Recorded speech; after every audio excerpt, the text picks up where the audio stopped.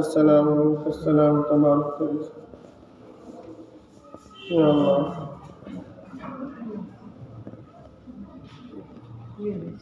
اجمعین برحمتک یا حضرات. 2-4 منٹ کے 2 شعبات سے بتانے ہیں آپ کو. نحمده ونصلي على رسوله الكريم اما بعد فاعوذ بالله من الشيطان الرجيم بسم الله الرحمن الرحيم. انزل الناس على مراتبهم. حدیث کے اندر آیا ہے کہ لوگوں کو ان کے مرتبے کے اوپر اتارو، جس کا جیسا مرتبہ ہو اس سے ویسی بات کی جائے. اور میں آپ کو آج بہت اچھی بات بتانے جا رہا ہوں، وہ بھی اس وجہ سے کہ کچھ میرے پاس اعتراضات اٹھ رہے ہیں. نصیحت کے لیے اگر کسی کو نصیحت کرنی ہے تو اپنے اندر 5 خوبیاں ہونی چاہیے، تب وہ نصیحت بنے گی، ورنہ وہ اعتراض ہوگا. سب سے پہلے جس چیز کی نصیحت کرنے کے لیے جا رہے ہیں ہمارے پاس اس کا علم صحیح ہونا چاہیے. ایسا نہ ہو کہ علم تو ہے نہیں اور نصیحت کر دی ہم نے. مقتدی تو تھا مسافر، کہ آپ نے اعتراض کر دیا کہ انہوں نے 2 رکعت ظہر کی کیوں پڑھی؟ کیا علم نہیں تھا؟ وہ تو مسافر تھا، اس پہ 2 رکعت ہی فرض تھی. دوسری بات علم ہے، علم کے بعد اس کام کی صلاحیت کا ہونا بھی ضروری ہے. ڈاکٹر میں بن گیا ہوں لیکن معذور ہوں، انجیکشن لگانا نہیں جان سکتا، ٹیبلٹ دینی نہیں جان سکتا، تو مجھے بولنے کا حق نہیں ہے. صلاحیت کا ہونا ضروری ہے. اگر ایک آدمی بھینس کاٹنی جانتا ہے تو اس کو یہ نہ کہو کہ پہلے پیر تار اس کے، بعد اس کی گردن تار، بلکہ صلاحیت علم تو اس کو ہے کہ پہلے گردن کا اتارنی ہے، گردن کاٹنی ہے، لیکن صلاحیت نہیں ہاتھ کے اندر کہ چھری چلا سکے، تو اس کا بولنا جائز نہیں ہے. تیسری بات نصیحت کے لیے یہ ہے، جب نصیحت کی جائے موقع محل دیکھا جائے. کس موقع محل کے اندر ہم موجود ہیں، کس کو نصیحت کر رہے ہیں، آیا ہمارا مقام یہاں کیا ہے، ہم یہاں کے ملازم ہیں، یہاں کے نوکر ہیں، یہاں کے ذمہ دار ہیں، یہاں کے پادری ہیں، کیا ہیں ہم، تب نصیحت کریں ہم.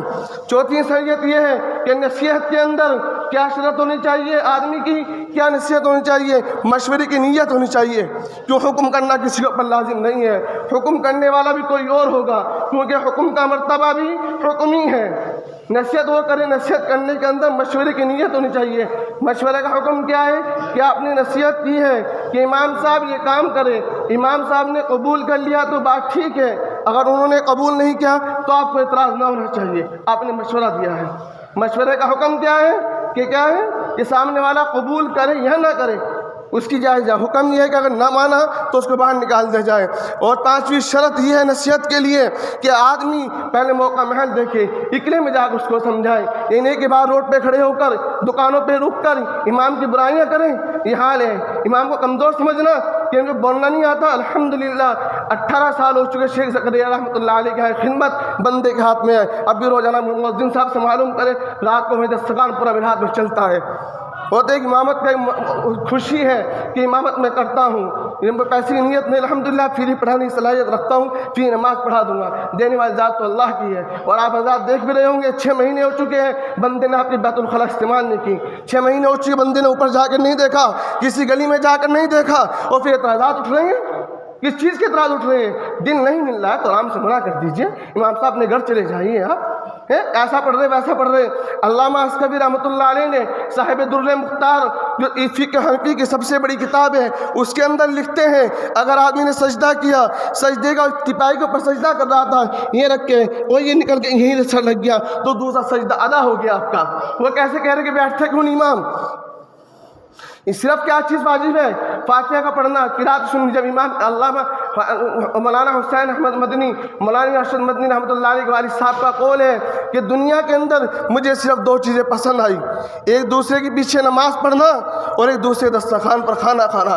کہ دوسرے کے پیچھے نماز پڑھنے کے لیے اللہ اکبر کہنے کے بعد کچھ کرنے کی ضرورت نہیں ہے، نماز ہو گئی، وہ علیہ فتویٰ، اسی پر فتویٰ ہے.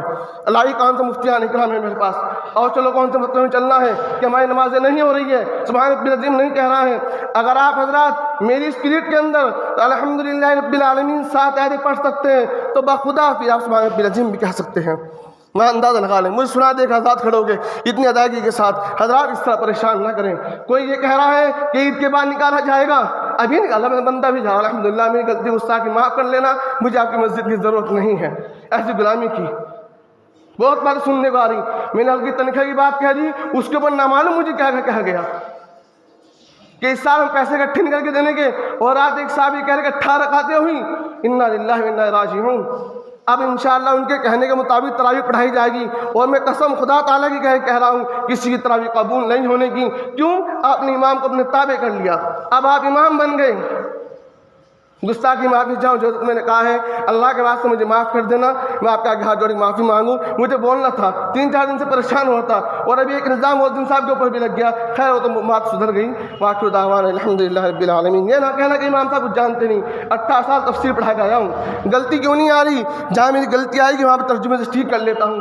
دونوں چیزیں ذہن میں الحمدللہ چلتی رہتی ہیں۔ کہ امام پہ بولنا نہیں آتا، تقریر کرنی نہیں آتی، مجھے تقریر کرنے کے لیے حکم دو، مجھے میں جب تقریر کروں گا فالتو نہیں بولنے کا، مجھے شوق نہیں ہے۔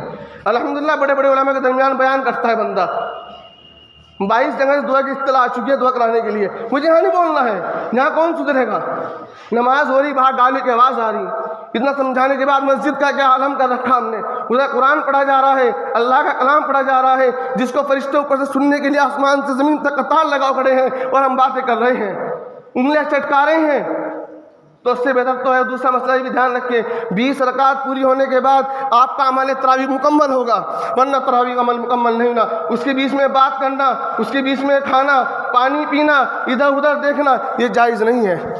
وظیفہ جو ہے 20 رکعت کا مکمل ہونے کے بعد اس میں پانی پینے کی جگہ نہیں مل رہی، جو پڑھ رہا ہے وہ تو پانی پی نہیں رہا، آپ کیسے پانی پی رہے ہیں؟ لو میں انشاءاللہ 20 پارے پڑھو، الحمدللہ اللہ کی ذات سے امید ہے اپنے اوپر کچھ نہیں بندہ، کچھ نہیں ہے، نہ ہوگا بندہ۔ پورا قرآن انشاءاللہ ایک رکعت میں سنا رکھا ہے مدرسے کے اندر، انشاءاللہ پورا سنا دوں گا، کہیں تو حضرت تعالیٰ سے مجھے پریشان نہ کرے۔ انشاءاللہ رکھنا ہوگا مجھے سنے بتا دینا، انشاءاللہ بندہ نہیں جا رہا ہے۔ وآخر دعوانا الحمدللہ رب العالمین۔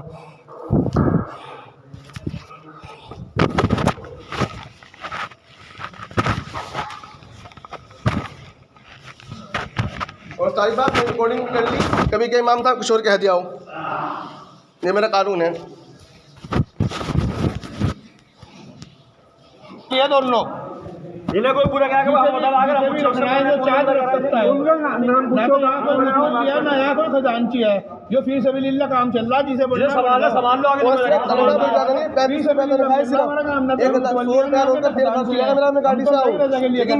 نماز کی پابندی ہے، اللہ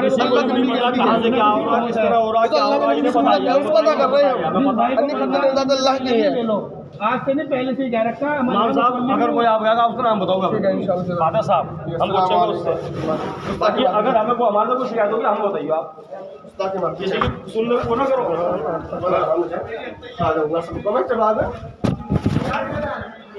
چل جاؤ بھیا،